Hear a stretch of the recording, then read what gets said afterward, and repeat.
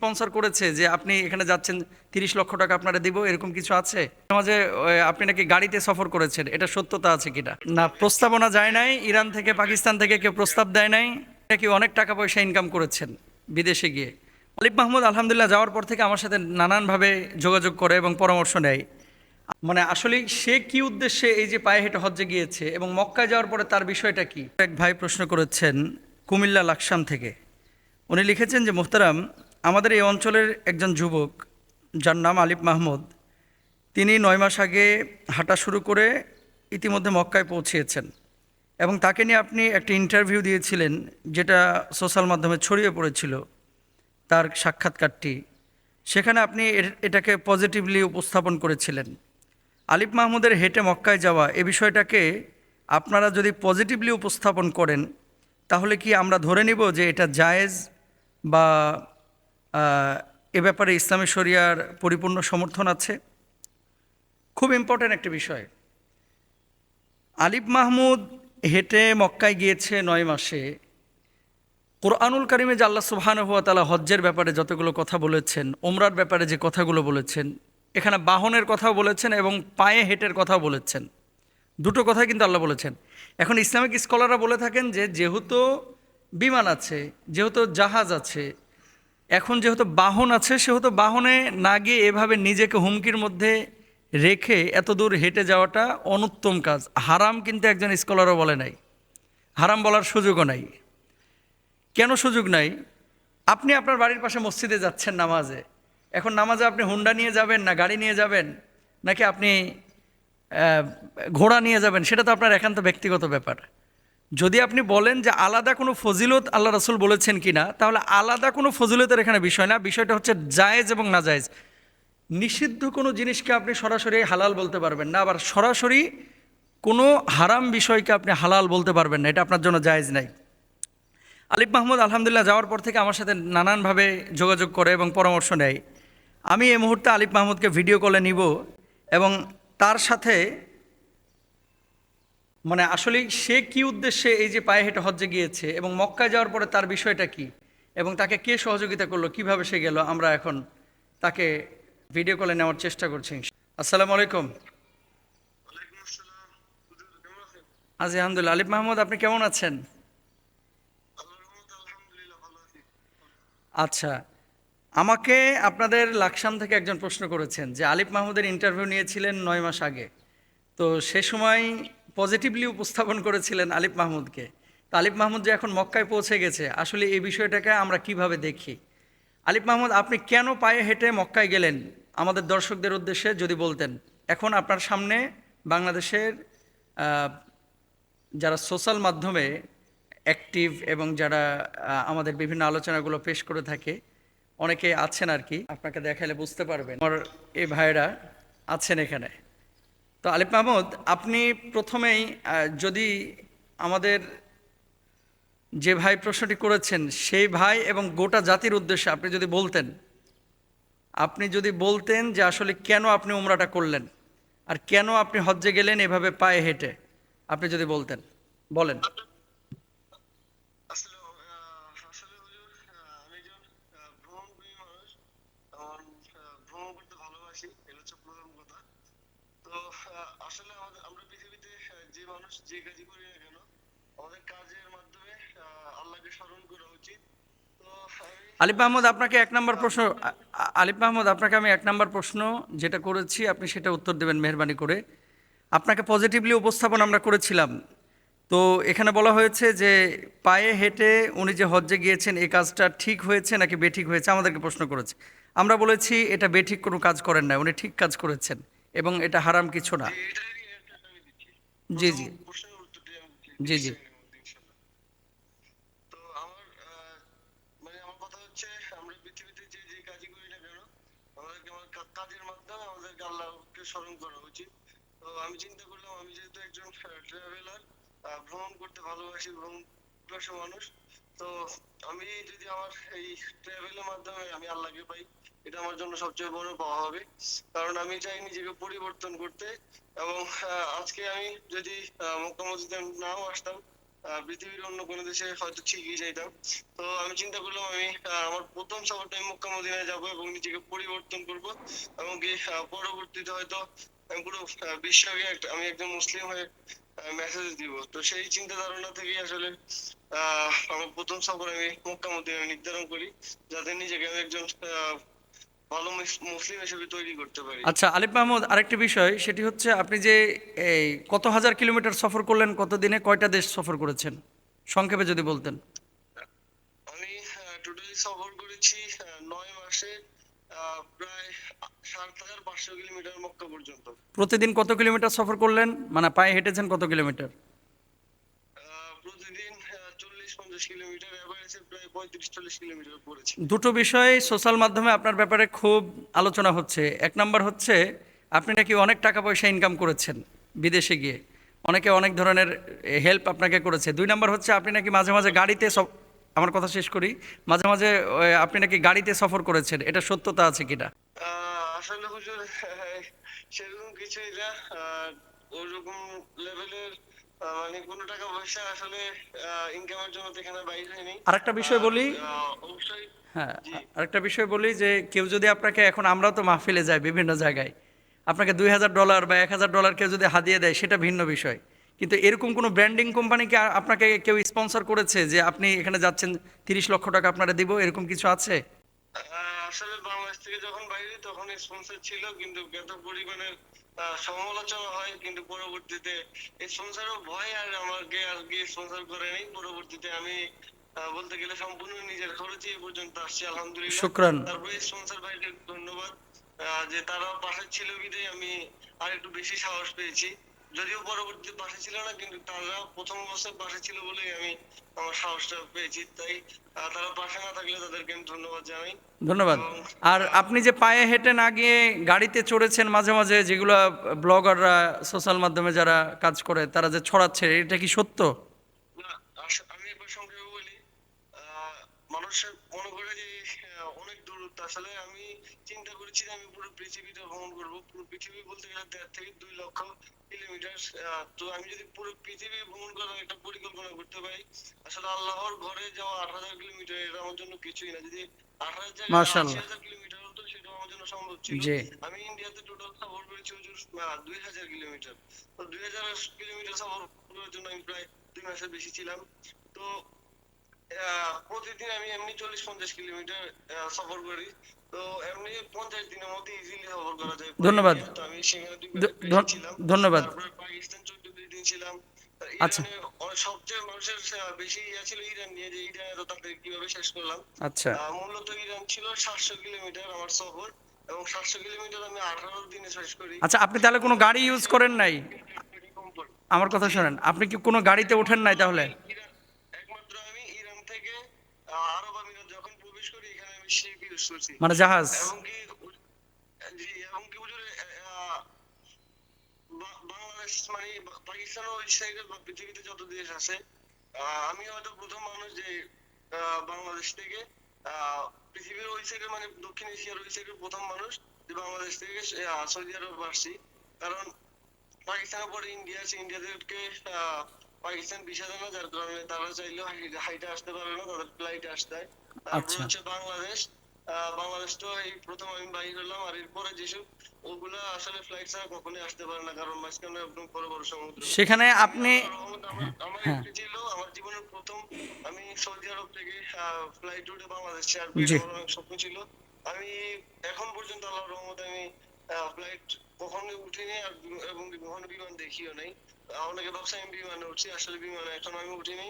আমার জীবনে হয়তো আল্লাহ যদি রহমত করে প্রথম বিমান হয়তো আমি সৌদি আরব থেকে উঠতে পারি। ইনশাল্লাহ। তার মানে গাড়িতে ওঠেন নাই তো, মানে ইরান থেকে দুবাই যাওয়ার না, পথে? অবশ্যই না। আচ্ছা, আমি তো ধন্যবাদ। আমরা ভিডিওর উত্তর পেয়েছি। সময় লাইভে দেখতাম যাতে মানুষ হ্যাঁ, জানতে পারে বা জি জি দেখতে জি। পারে সবশেষ যে, আমার সমস্যাগুলো, আচ্ছা, কেউ যেন চিনতে না পারে, এই কারণে আমি লাইভে থাকতাম। সবশেষ যে এবং বিষয়টা, সবকিছু আপডেট। সবশেষ যে বিষয়টা, এরকম কেউ চিন্তা চেতনা যদি লালন করে, আমরা তো সবসময় নেগেটিভলি বলতেছি যে এটা ইসলামের শরিয়াহ জরুরি কোনো বিষয় না। আলিফ মাহমুদ করেছে, এটাকে হারাম বলার সুযোগ নাই, সে গিয়েছে, কিন্তু উন্মুক্তভাবে আমরা বলতেছি না যে এটা সবাই পায়ে হেঁটে যাক, কারণ এটা রিস্কের বিষয়। আলিফ মাহমুদ যেমন হাঁটতে পারে, সবাই তো হাঁটতে পারে না। সবশেষ যে বিষয় আলিফ মাহমুদ, আপনি বিয়ে শাদী কি করবেন দেশে এসে? প্রস্তাব সকল থেকে করতে হবে, বয়সের মধ্যেই করতে না, হবে। প্রস্তাবনা যায় নাই ইরান থেকে পাকিস্তান থেকে কেউ প্রস্তাব দেয় নাই? হ্যাঁ অবশ্যই, ইন্ডিয়াতে পেয়েছি, পাকিস্তান থেকে, জি, তারপর ইরান থেকে বলছে। মাশাআল্লাহ। আল্লাহ তাআলা বারাকা দান করুক। ভালো থাকবেন আলিফ মাহমুদ, আপনার জন্য অনেক দোয়া এবং আমরাও দোয়া চাই খাস করে। ইনশাআল্লাহ আমার জন্য দোয়া করবেন। শুকরান, জাযাকাল্লাহ। আসসালামু আলাইকুম রহমতুল্লাহ। ওয়ালাইকুম আসসালাম। সুদীর্ঘ আলোচনা করেছেন। কেন বললাম এই কথাটা? পজিটিভলি এবং নেগেটিভলি আমরা একটা জিনিস বলি কি, যে হারাম হওয়ার জন্য কোনো বিষয় সেটা সরাসরি দলিল লাগে। আপনি যখন একটা শরীয়তের কোনো বিষয়কে বলবেন যে হারাম, এটা দলিল লাগবে কোরআন এবং হাদিসে। তো দলিল যদি না থাকে তাহলে সরাসরি এটাকে হারাম বলার সুযোগ নাই। সারা বাংলাদেশের প্রত্যেকটা মানুষ পায়ে হেঁটে হজ্জে যাকে, এটা কিন্তু আমরা বলতেছি না। তবে কেউ যদি কোন যায়, জিনিস আমরা খাবো, কেউ কোন যদি জিনিস যায় না আল্লাহকে খাবো, ভালোবেসে, এগুলো তো কোরআন রাসূলকে হাদিসে ভালোবেসে, আছে। সেটাকে হারাম বলার তারপরেও সুযোগ নেই। বর্তমানে বিভিন্ন তবে জীবনের ডাক্তার হুমকি সাহেবরা যদি থাকে, কিছু জিনিস খেতে সবাই তো বলেন, ওর মতো কিছু হাঁটতে জিনিস পারে না। একেবারে যে যাওয়ার পরে না খেতে বলেন। আপনার স্ট্রোক করে মরে যাবে, তো বা যে তাপে মরে যাবে, জিনিসগুলোকে এরকম ডাক্তার যদি সাহেবরা আশঙ্কা থাকে খাইতে তাহলে না সেই ব্যক্তির করছেন, জন্য সেগুলো তো আল্লাহ মানে বানিয়েছেন। ভুলেও এটা করা যাবে তো না, কারণ সেটা আত্মহত্যা। অখাদ্য কুখাদ্য আল্লাহ কেন বানাইলেন?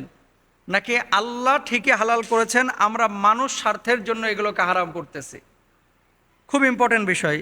লাস্টে একজন ডাক্তার সাহেবের কথা লিখেছেন, ডাক্তার জাহাঙ্গীর কবির, যে জিনিসগুলো খেতে না করেন সেগুলো আমরা খাবো নাকি খাবো না। আচ্ছা, এখানে শেষের অংশটা আগে বলি। ডাক্তার জাহাঙ্গীর কবির যা খেতে বলেন আর যা খেতে বলেন না, জাহাঙ্গীর কবির সাহেব খেতে বললে এটা হালাল, আর জাহাঙ্গীর কবির সাহেব খেতে না বললে এটা হারাম, বিষয়টা এরকম না। প্রথমে কোরআনুল কারীমের একটি আয়াত দেখেন, আল্লাহ সুবহানাহু ওয়া তাআলা কি বলেছেন? সূরা মায়েদার 3 নম্বর আয়াত, হুররিমাত আলাইকুমুল মাইতাতু ওয়াদ-দামু ওয়া লাহমুল খিনজির ওমা উহিল্লা লিগাইরিল্লাহি বিহি ওয়াল মুনখানিকাতু ওয়াল মাওকুদাতু ওয়াল মুতারাদ্দিয়াতু ওয়ান নাতিহাতু ওমা আকালাস সাবউ ইল্লা মা যাক্কাইতুম ওমা যুবিহা আলান নুসবি ওয়া আন তাস্তাকসিমু বিল আজলাম। এখানে কি বলা হচ্ছে? তোমাদের জন্য হারাম করা হয়েছে মৃত জন্তু, রক্ত, শূকরের গোশত, আল্লাহ ছাড়া অন্যের নামে জবাই করা পশু, গলা চিপে মারা যাওয়া জন্তু, প্রহার করে মারা যাওয়া জন্তু, উপর থেকে পড়ে যাওয়া জন্তু, অন্য প্রাণীর সিংহের আঘাতে মারা যাওয়া জন্তু এবং হিংস্র পশুতে খাওয়া জন্তু, তবে যা তোমরা জবাই করতে পেরেছ তা ছাড়া। গরুর গলায় এমনভাবে রশি চাপছেন বা এমনভাবে রশি বাঁধছেন যে গরুটা মরে গেছে, নিঃশ্বাস বন্ধ, এই গরু খাওয়া যাবে না। মুরগি জবাই করতে গিয়ে গলা টিপে মারিয়ে ফেলাইছেন, জবাইয়ের আগে মুরগি মরে গেছে, ওই মুরগি খাওয়া যাবে না। ছাদের উপরে গরু তুলছেন জবাই করার জন্য কোরবানির সময়, গরু নিচে পড়ে মরে গেছে, এই গরু খাওয়া যাবে না।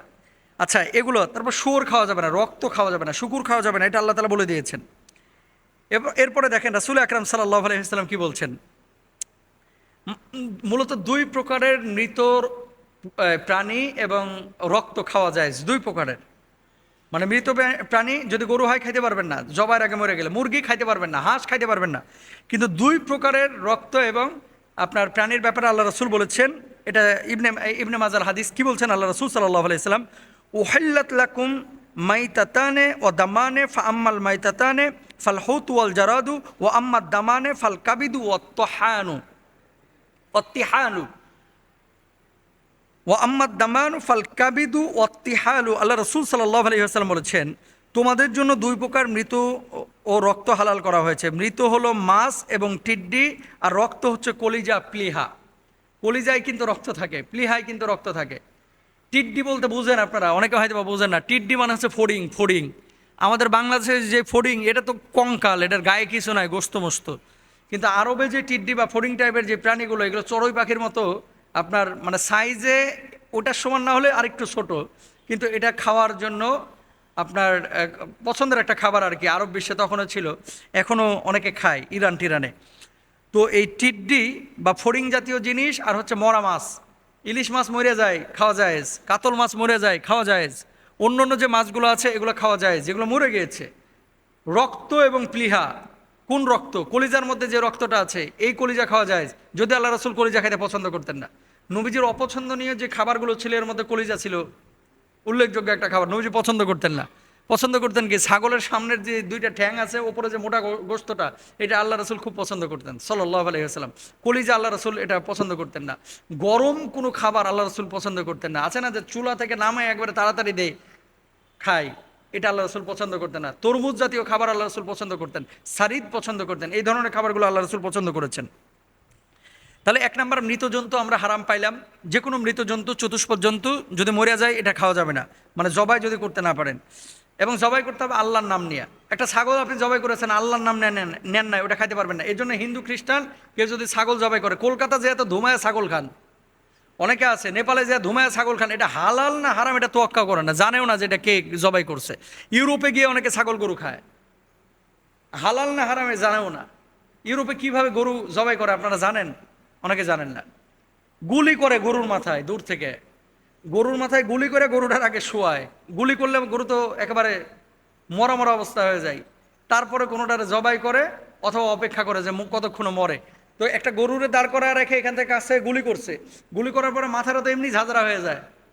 তো এটা তো ইসলামে জায়েজ নাই। এই গুলি করা পশু ইউরোপে বাঙালি অনেকে আছে এগুলোও খায়, বার্গারের মধ্যে বিফ নিয়ে খায়, অথচ এটা তার জন্য সম্পূর্ণরূপে হারাম, খাইতে পারবেন না আপনি। প্রবাহিত রক্ত আপনি খেতে পারবেন না, শুকুর আপনার জন্য খাওয়া হারাম। আল্লাহর নাম নেওয়া হয়নি যে মুরগির ওপরে, এটাও খাইতে পারবেন না। যে ছাগলের ওপর আল্লাহর নাম বিসমিল্লাহ আল্লাহু আকবার বলে জবাই করা হয়নি, এটা খাইতে পারবেন না। তো এগুলো হচ্ছে কুরআনুল কারীমে আল্লাহ সুবহানাহু ওয়া তাআলা বলে দিয়েছেন। এখন আল্লাহ যেই জিনিসগুলো হালাল করেছে সেটাকে মানুষ কেন হারাম করছে?